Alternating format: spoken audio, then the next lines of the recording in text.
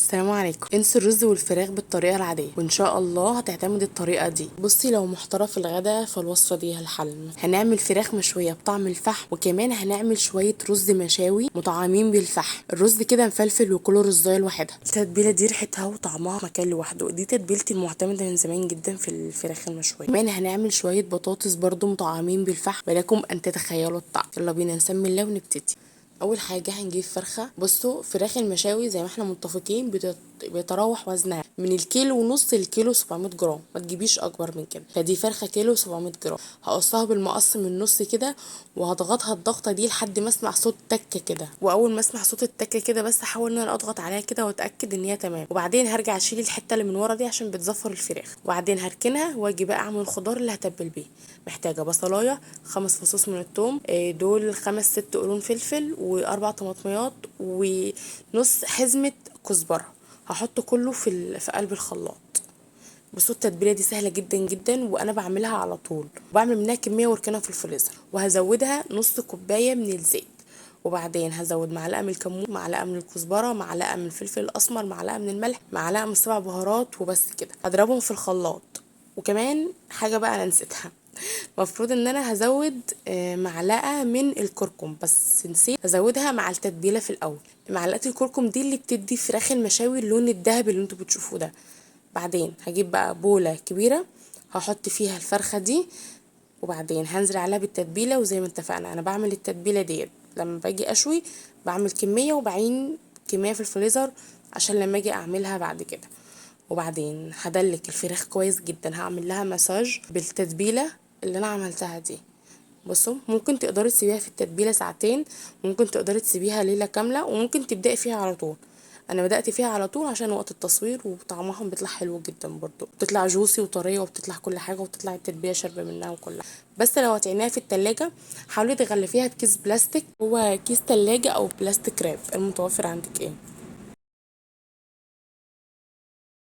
صينيه او صاج او طاجن، الفيفر اللي عندك ايه، عشان ابدا ارص فيه الحاجات عشان ادخلها الفرن. حطيت بقى بطاطس وحطيت بصل. ممكن تقدري تزودي جزر، تقدري تزودي كوسه، اي خضار متوفر عندك حطيه. وده بيبقى خضار مشوي بيطلع طعمه خيال.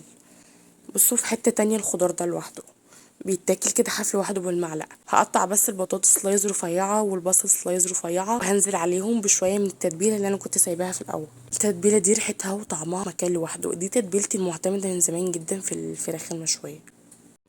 مش هزود معاه اي ميه خالص. هبدا بس ان انا اغلفه بورق زبده وبعدين بفويل. احاول ان انا اقفلها كويس بس كده واكمرها. وبعدين هدخلها الفرن درجة حرارة 220. هحط في الرف اللي تحت خالص. هتقعد معاكي من ساعة ونص لساعتين على نار هادية. على ما هي تستوي هبدأ ان انا اعمل الرز. اول حاجة هجيب كوبايتين من الرز، هغسلهم كويس جدا جدا لحد ما ميتهم تبيض. وبعدين هنقعهم في مية عادية من الحنفية، معاها نص كوباية خل. اهم حاجه تختاروا الرز اللي حبايته تكون طويله. هنحتاج بقى ربع كوبايه من الزيت، معاها حبهان وقرفه وليمون مجفف وكبابه صيني ورق لوري وعود من القرفه. بس هي دي البهارات اللي هستخدمها معاه. دي البهارات الصحيحه اللي هستخدمها معاه. بعدين هنزل بقى بكوبايتين الرز، اشوحهم شويه كده عشان يطلعوا معايا مفلفلين. بالنسبة للمية بتاعته، طالما انا نقعته نص ساعة قبل ما استخدمه، كده انا هقلل من المية بتاعته نص كوباية بحالها.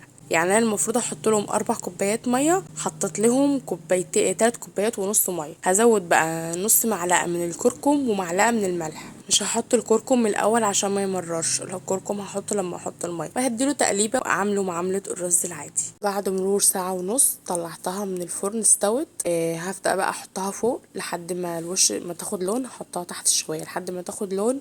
وبكده الفراخ جاهزه معايا. هجهز بقى الصينيه اللي هقدم فيها. الاكله دي بتتقدم في صينيه بالطريقه اللي انتم شايفينها دي. هغرف بقى الرز في الصينيه دي. وهحاول ان انا اعمل حفره كده زي نظام حفره في النص عشان اقدم الفراخ عليها. انا عاوزاكم تجربوها، سهله وبسيطه مش بتاخد وقت، وفوق كده طعمها حلو جدا جدا جدا جدا. انتم متخيلين لو اكلتم الصينيه دي بره اصلا هتدفعوا فيها كام؟ هحط بقى الفراخ على وش الرز زي ما بناكلها بره، مش هرمكم من حاجه اهو. وبعدين هحط فحم على النار، الحته دي ما اتصورتش، لحد ما تبقى حمرا قوي، وبعدين احطها في طبق وانزل عليها بمعلقه من الزيت. واول ما احط الزيت على الفحم هيبدا ان هو يطلع دخان كده، هقوم جايه مغطياها بورق سلوفان، هغطيها كده تقريبا كده لمده دقيقتين، وبعدين هبدا ان انا اشيلها بقى، ودوقي احلى واطعم فراخ مشويه. وبس والله، وبالهنا على قلوبكم.